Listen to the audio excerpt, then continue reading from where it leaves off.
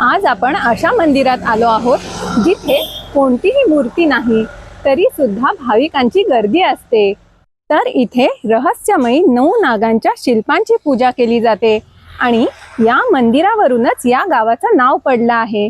तर आज आपण आलो आहोत नागाव मधील 9 नागांच्या मंदिरामध्ये।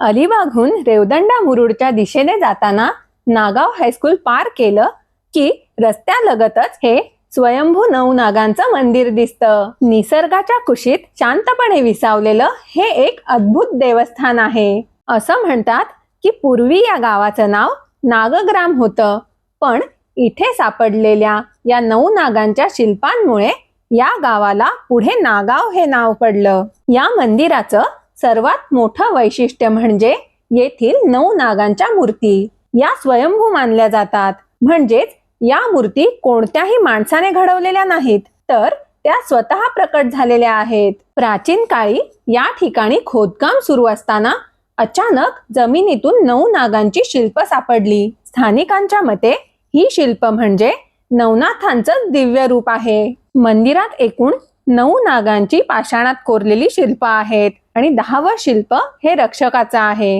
विशेष म्हणजे या मंदिराला भिंतीच नाहीत, चारी बाजूंनी येणारी स्वच्छ हवा आणि सूर्यप्रकाशामुळे मंदिरात एक वेगळीच सकारात्मक ऊर्जा जाणवते। मंदिरात भाविकांना बसण्यासाठी बाकाची व्यवस्था करण्यात आली आहे। इथलं साधेपण, शांत वातावरण आणि निसर्गरम्य परिसर प्रत्येक भाविकाला मनःशांतीचा सुंदर अनुभव देऊन जातो। या प्राचीन शिल्पांचा जीर्णोद्धार आणि प्राणप्रतिष्ठा 14 जून 2010 रोजी करण्यात आली आणि श्रद्धेने या शिल्पांना एका सुंदर चौथऱ्यावर स्थापित करण्यात आलं। एक आख्यायिका अशी सांगितली जाते की नवनाथ एकदा फिरत फिरत नागाव मध्ये आले होते। हे गाव त्यांना इतकं आवडलं की त्यांनी नागरूप धारण केलं आणि इथेच पाषाणातील शिल्पाच्या रूपात ते स्थायिक झाले।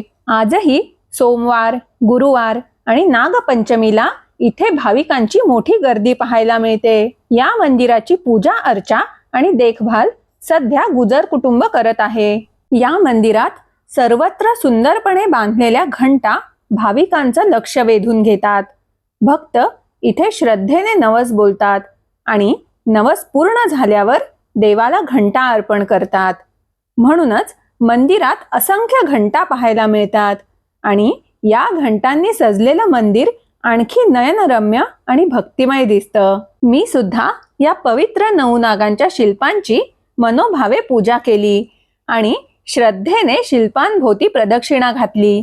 त्या क्षणी मनाला एक वेगळीच शांतता जाणवली। संपूर्ण वातावरणात सकारात्मक आणि दिव्य ऊर्जा भरलेली असल्याचा सुंदर अनुभव आला। इतिहास, श्रद्धा आणि रहस्य यांचा सुंदर संगम म्हणजे नागावचं हे प्राचीन स्वयंभू श्री नवनाग मंदिर। तुम्ही कधी या मंदिराला भेट दिली असेल तर कमेंट मध्ये नक्की सांगा। व्हिडिओ आवडला असेल तर लाईक शेअर करा आणि आपली करिश्माला सबस्क्राईब करायला विसरू नका। आणि हो, इंस्टाग्राम, फेसबुक वर सुद्धा नक्की फॉलो करा। Thank you for watching video. लवकरच भेटू एका नवीन आणि भन्नाट व्हिडिओ मध्ये। तोपर्यंत मस्त रहा, मजेत रहा आणि हसत रहा।